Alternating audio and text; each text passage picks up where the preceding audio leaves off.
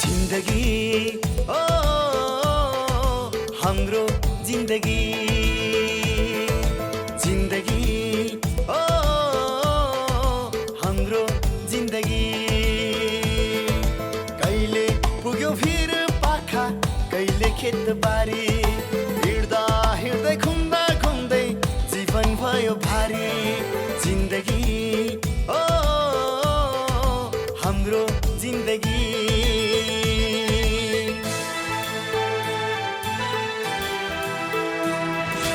कति मिठो बोली थियो कति राम्रो नाता धन सम्पत्ति कमी भयो टुट्दै गयो नाता हो कति मिठो बोली थियो कति राम्रो नाता धन सम्पत्ति कमी भयो टुट्दै गयो साथा जिन्दगी ओ हाम्रो जिन्दगी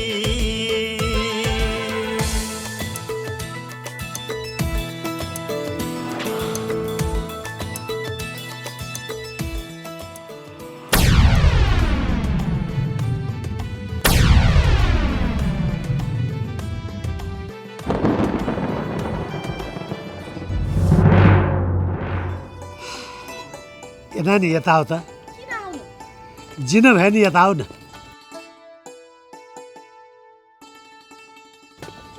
अलि नजिक आऊ न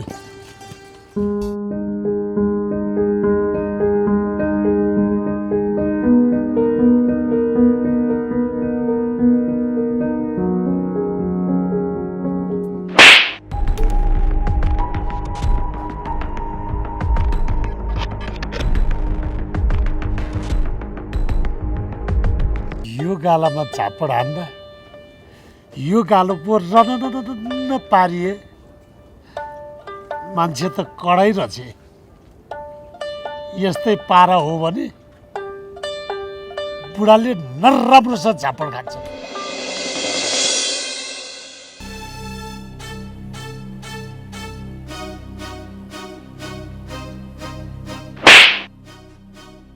ला मैले उहाँलाई किन झापट हानेको गल्ती गरिहालेँ गएर सम्झाउँछु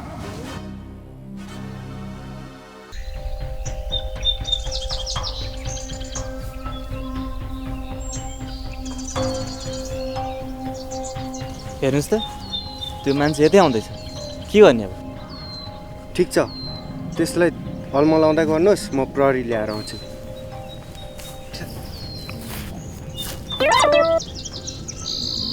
भाइ कता लाग्दै हो कुनी जता गए पनि कि तँलाई बताउनु पर्ने म कहाँ जाँदैछु भन्दै सबैलाई बताउँदै हिँड्नुपर्छ तपाईँ कस्तो सङ्गीको मान्छे हुनुहुन्न त रहेछ यार राम्रो कुरा आएर उल्टो उल्टो बुझ्नुहुन्छ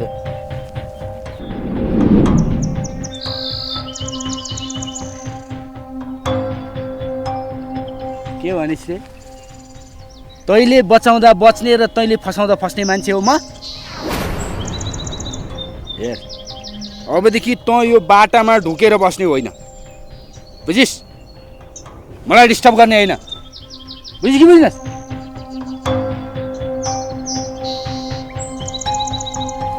देख्नुभयो सर देखेँ तैँले मलाई कहिले पनि फसाउन सक्दैनस् बुझिस् र फसाउने कोसिस मात्रै गरिस् भने नि तेरो यो हात खुट्टा सबै भाँचेर बोरामा पोको पारेर लिएर गएर झाडीमा ला गुड मान्छे तँ त बाधो पो रहेछ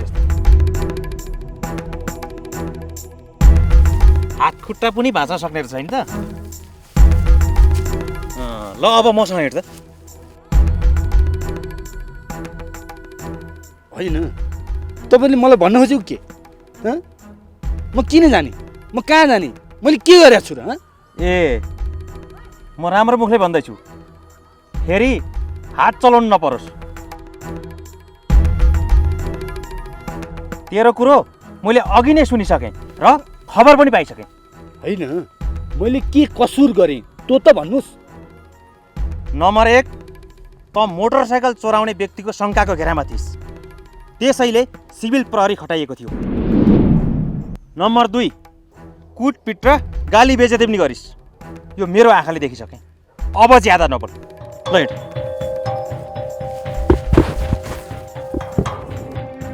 बल्ल यसलाई ठेगानमा लाग्यो। अब चाहिँ आनन्द आउने हो।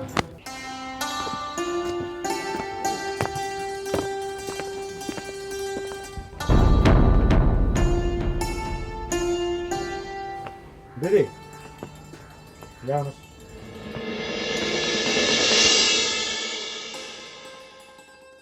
तपाईँ किन मलाई देख्ने बित्तिकै भित्र जानुभएको? अनि आफ्नो घरभित्र जानलाई तपाईँलाई सोध्नु पर्ने हो र?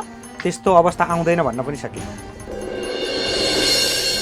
म चाहन्छु तपाईँ आफ्नो घरभित्र पस्दाखेरि मलाई सोध्नु नपरोस्। होइन, के भन्न खोज्नु भएको तपाईँले? मैले भन्न खोजेको कुरा बिस्तारी बुझ्नुहुन्छ। अहिले हतार नगर्नुहोस्। भक्त दाइ खै? थाहा छैन मलाई कता जानुभयो।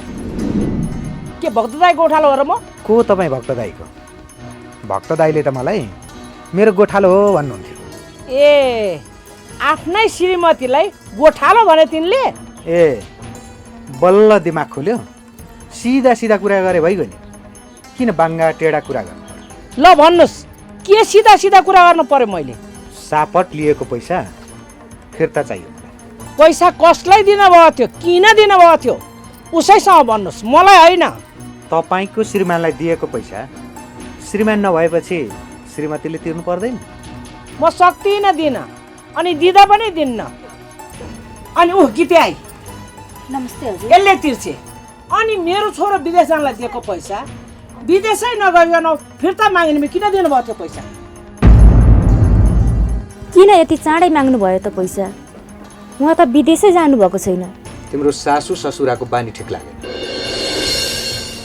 म यो घरमा आएको मन परेन रे। जब म यो घरमा आएको मन पर्दैन, मैले पैसा दिइराख्नु जरुरी छ। हजुर यहाँ आएको कसलाई मन परेन र हजुर? तिम्रो सासू अनि ससुरा। हजुर यस्तो कडा हुनुहुन्छ भनेर मैले सोचेको पनि थिइनँ। आखिर एक्कासी के भयो हजुरलाई? बोली वचन अनि व्यवहार पनि ठिक भएन। त्यसैले म बाध्य भएर अलिक कडा हुनु परेको। हजुरलाई के भयो? म छु नि हजुर। किन र हजुरलाई मेरो विश्वास लागेन? हेर गीता, मैले पहिला पनि तिम्रो मुख हेरेर ऋण दिएको र मिना पनि गर्ने, र यो पैसा पनि तिम्रो लागि दिएको। भन, यो पैसा फिर्ता ल्याऊ कि नल्याऊ? पैसा त सबै मेन पारमा बुझाइसकेको छ हजुर। हजुरले मलाई किन यस्तो दबावमा पार्नुहुन्छ? भइगयो। त्यसो हो भने तिम्रो लागि छोड्दैन। तर एउटा कुरा याद, तिम्रो सासू ससुरालाई राम्रोसँग सम्झ। हस् हजुर, म सम्झाउँछु।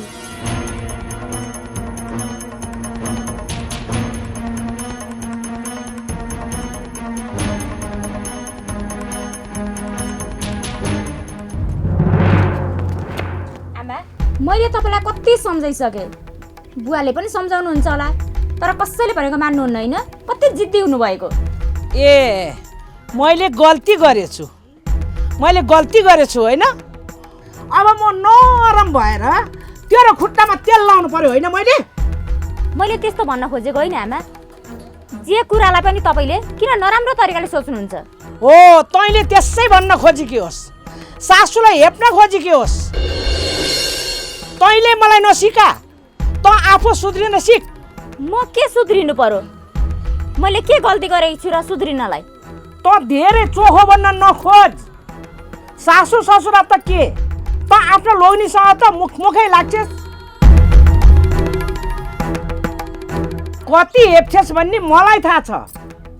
त कहिले आफ्नो लोग्नीसँग राम्रो मुखले बोल्न जानेकी छस्? म आफ्नो श्रीमानसँग जस्तो सुकै तरिकाले बोले पनि तपाईँलाई चाहिँ के को चासो? यता सुन्नुहोस् त, मैले तपाईँलाई साह्रै पिटेँ कि क्या हो? बिस्तारै पिटे जस्तो लाग्छ। बिस्तारै होला नि, यहाँ आफूलाई अरिङ्गाले टोके जस्तो भएछ। फेरि यतापट्टि पिट्नलाई त होइन होला नि। सरी भन्न आएँ कि, मलाई सरी पनि दिनुहुन्न? कान यता ल्याउ त।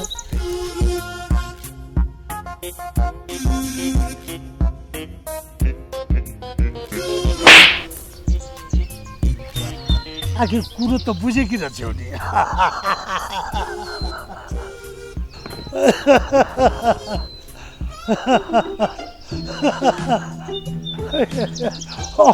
अघि त्यही कुरो भन्दा मैले झापड खाएँ, अहिले यही कुरो भन्दा तिमीले झापड खायौ। कुरो पनि मिल्यो, झापड पनि मिल्यो।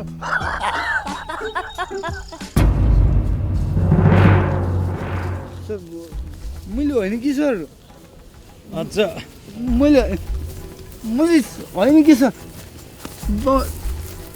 सर म एउटा कुरा सोधौँ है? पर्दैन पर्दैन, त फटाले केही पनि सोध्नु पर्दैन। एउटा सोध्छु नि सर, के कुरा हो सोध्न दिउँ न त। किन तँलाई माया लाग्यो यसको? होइन, कुरा सोध्नु पाउनु उसको अधिकार होइन र सर? ल भन्, के कुरा हो? सर, प्रहरीबाट हामीले के अपेक्षा गर्ने? सुरक्षाको प्रत्याभूति, न्यायको अपेक्षा गर्ने कि यातना र पीडाको? यो सुन, हामीबाट यातना र पीडा दिने काम गर्दैनौँ। सर, मलाई दुवै थोक भयो। शरीरलाई यातना पनि भयो, मनलाई पीडा पनि भयो। कसरी त्यस्तो भयो? हामीले के यातना दिएका छौँ? सर, कुटाइ मात्र यातना होइन, यो मैले जे भोगिरहेको छु नि यो पनि यातना हो, मानसिक यातना। म निर्दोष छु भन्दाखेरि तपाईँहरूलाई विश्वास लागेन होइन? तपाईँहरू जस्तो वर्दी पहिरेकाले विश्वास नगरेपछि हामीलाई कसले विश्वास गर्छ? विश्वास नलागेरै ऐन, नियम, प्रहरी र कानुन चाहिएको हो। त्यसैले तेरो कुनै पनि विश्वास लाग्दैन मलाई। सर, तपाईँलाई म माथि विश्वास नलाग्ला, तर मलाई प्रहरीमाथि एकदमै धेरै विश्वास छ, सम्मान छ। तपाईँसँग यतिखेर पावर छ, तपाईँको हातमा कानुन छ, सायद तपाईँसँग पेस्तोल पनि होला। म यहाँबाट भागे जस्तो गर्छु, पड्काइदिनुहोस् पेस्तोल। मेरो जिन्दगी पनि समाप्त हुन्छ, हजुरहरूको मिसन पनि पुरा हुन्छ। ल सर, यो मान्छे निर्दोष छ। सर, मलाई लाग्छ यो मान्छे निर्दोष छ।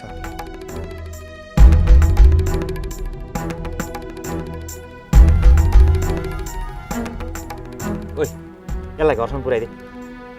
दाइ हिँड्नुहोस्, म पुर्याइदिन्छु।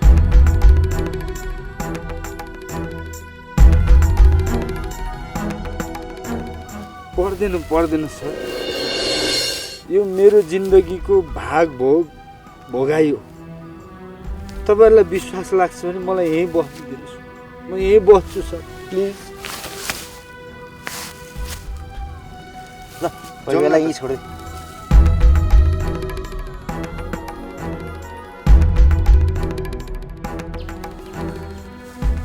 ल, तँ अहिले जाँदै गर, म बिस्तारै आउँछु। हस् सर।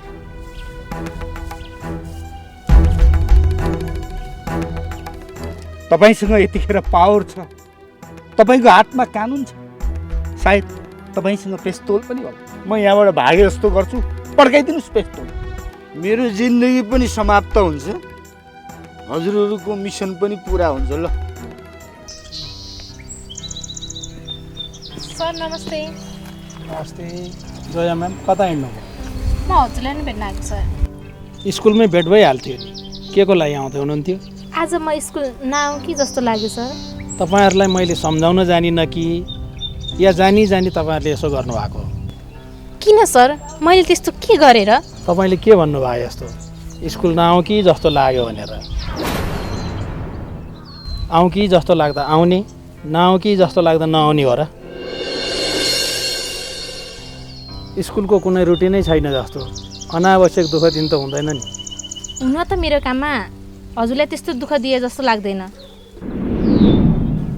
तर किन सर, मेरो काममा चित्त बुझ्या छैन र?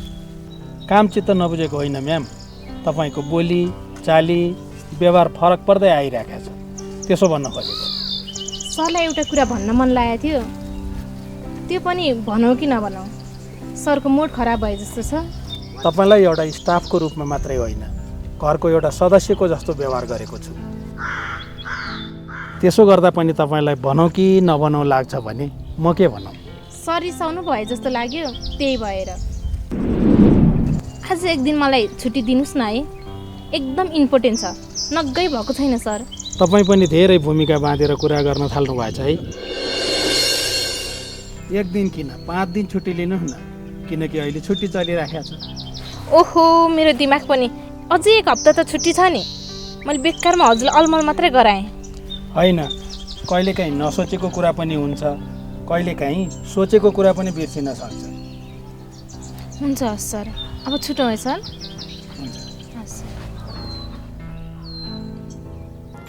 फसाउने कोसिस गरिस् भने तेरो म हात खुट्टा हाँचेर बोरामा हालेर झाडीमा फालिदिन्छु मात्रै मैले नभने भए पनि त मलाई पुलिसले यति धेरै दुःख दिने थिएन। कुन बेलामा कुबुद्धिले भनेछु फेरि मलाई केही।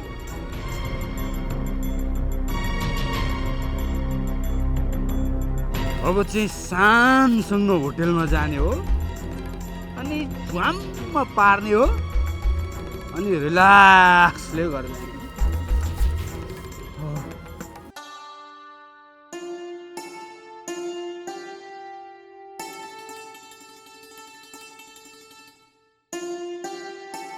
सन्जु किन एक्लै बसिरहेको? यत्तिकै बसेँ कि घरमा भाइ पनि बिरामी छ। म चाहिँ स्कुल हिँडेँ कि जानै मन लागेन।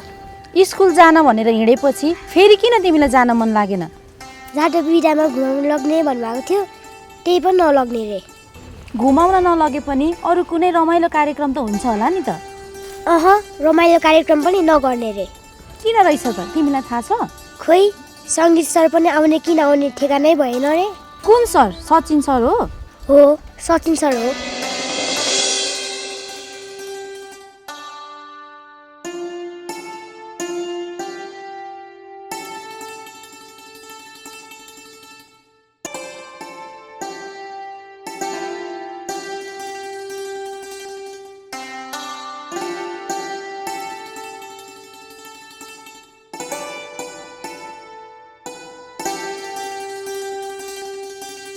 जोयाले तिमीलाई होइन मलाई माया गर्छ। मलाई त्यो निर्णय तिमीले लिने होइन सचिन भाइ, त्यो निर्णय जोयाले लिन्छ। भन जोया, माया कसलाई गर्छौ? माया म दुवैजनालाई गर्छु। जोया तिमी नाटक नगर, तिमीले मलाई माया गर्छौ र मलाई नै गर्नुपर्छ, नत्र मैले सिधाइदिन्छु, बुझिस्?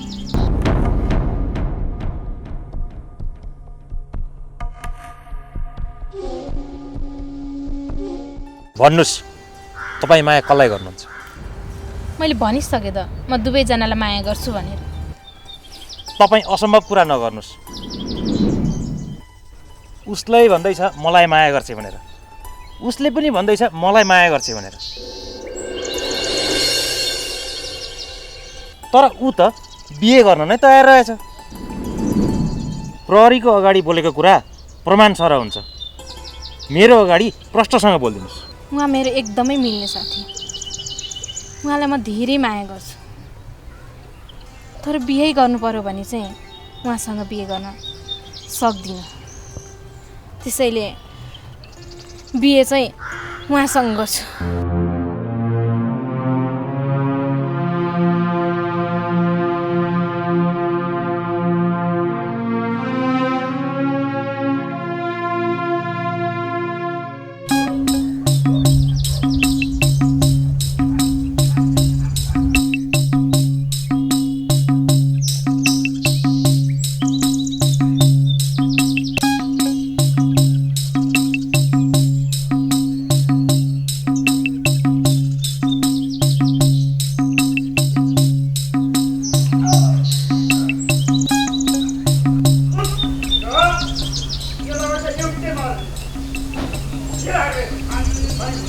अब यता होइन, यता ताग्नु पर्यो।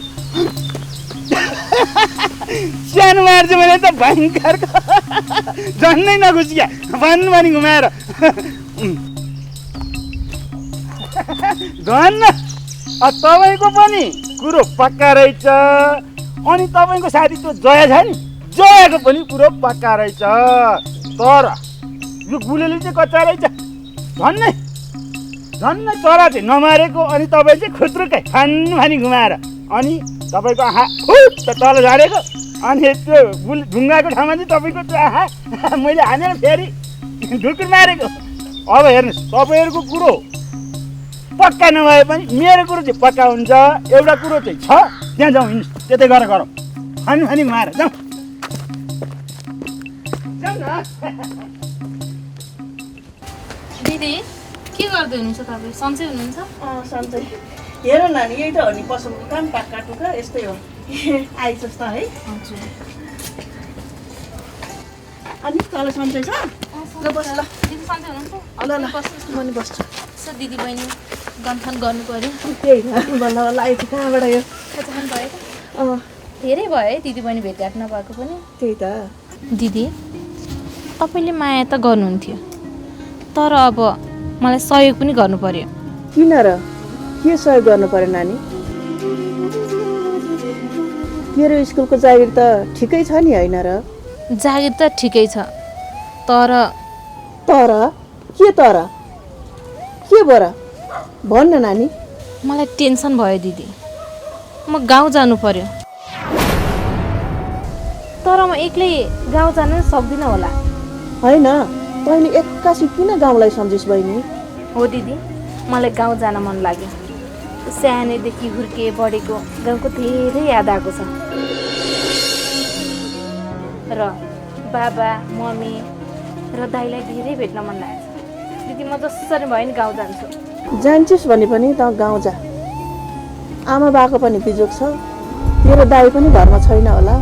किन दिदी? गाउँमा द्वन्द्वकालीन अवस्था थियो। मेरो बिहे भएदेखि मैले गाउँ जान सकिनँ नानी। तेरो दाइ पनि गाउँमा बस्न सकेनछ। बा आमालाई एक्लै छाडेर त सानै हुँदा लिएर आएछ। तँलाई साह्रै माया गर्थ्यो। बहिनीलाई माया गर्नु है दिदी भनेर छोडेर गएको तेरो दाइ यतिको वर्ष भयो फर्केर आएन नानी। दिदी त्यसो भयो अब म के गरौँ? तँ गएर बा आमालाई भेट। बिहे गरेको छोरीचेलीले चाहेर पनि आफ्नो बाबुआमालाई भेट्न पाइँदो रहेछ नानी। म पनि नगएको धेरै भयो। त्यसैले तँ गएर भेट। नानी तँ अब ठुली भइसकिस्। तैँले अब दाइलाई खोज्नुपर्छ। हस् दिदी। चासो मात्रै होइन, चित्त दुखेको छ, चित्त। आफ्नो लोनसँग चाहिँ ठाडै बोल्ने, मुखै लाग्ने, अनि अरू मान्छेसँग अङ्गालो मारेर हिँड्ने, मिठो मिठो बोल्ने। आहा तँलाई कति मजा आछ है।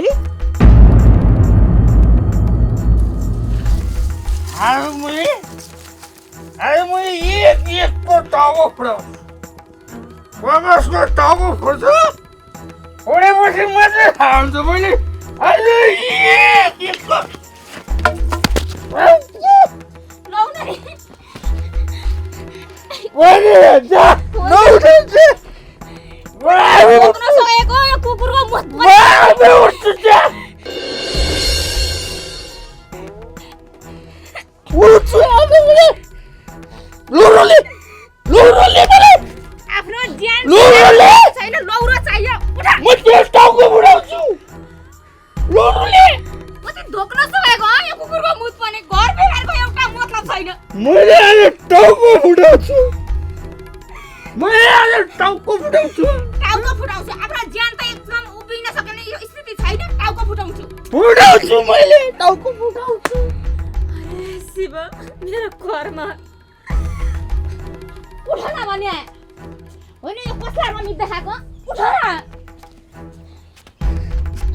मान्छेले देख्दा पनि के भन्छ नलाएर उल्लो घर पल्लो घरका मान्छेले कसरी लाने होला भित्रसम्म?